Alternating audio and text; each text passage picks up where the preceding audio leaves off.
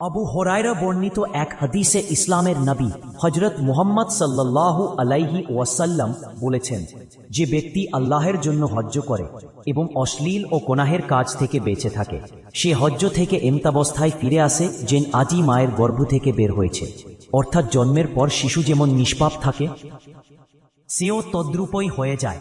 আরেকটি হাদিসে তিনি বলেছেন, শয়তান আরাফার দিন হতে অধিক লজ্জিত অপদস্থ আর কোনো দিন হয় না, কেন ওই দিন আল্লাহ তাআলা স্বীয় বান্দার প্রতি অগণিত রহমত বর্ষণ করেন ও অসংখ্য কবিরা গুনাহ ক্ষমা করে দেন।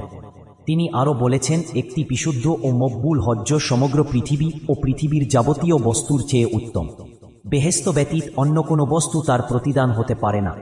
ইসলামের বর্ণনা অনুসারে হজ্জ একটি আবশ্যকীয় বা ফরজ উপাসনা। এটি ইসলামের পাঁচম স্তম্ভ। হজ্জ শব্দের আবিধানিক অর্থ ইচ্ছা বা সংকল্প করা।